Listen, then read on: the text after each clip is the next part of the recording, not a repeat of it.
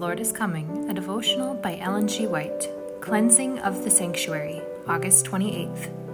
I saw in the night visions, and behold, one like the Son of Man came with the clouds of heaven, and came to the Ancient of Days, and they brought him near before him. Daniel 7, verse 13. After his ascension, our Savior began his work as our high priest. Says Paul, Christ is not entered into the holy places made with hands, which are the figures of the true, but into heaven itself, now to appear in the presence of God for us. Hebrews 9, verse 24. For 18 centuries, this work of ministration continued in the first apartment of the sanctuary.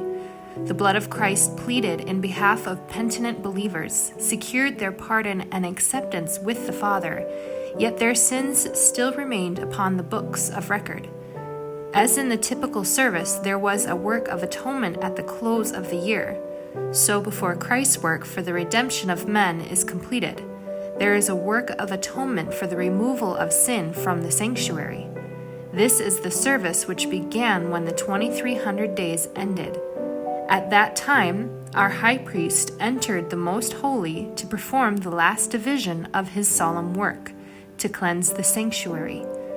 The coming of Christ as our high priest to the most holy place for the cleansing of the sanctuary brought to view in Daniel 8, verse 14, the coming of the Son of Man to the Ancient of Days as presented in Daniel 7, verse 13, and the coming of the Lord to his temple, foretold by Malachi, are descriptions of the same event, and this is also represented by the coming of the bridegroom to the marriage described by Christ in the parable of the 10 virgins of Matthew 25. The cleansing of the sanctuary involves a work of investigation, a work of judgment.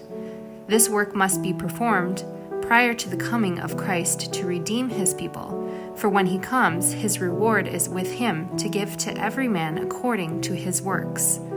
In the day of final reckoning, position, rank, or wealth will not alter by a hair's breadth the case of anyone.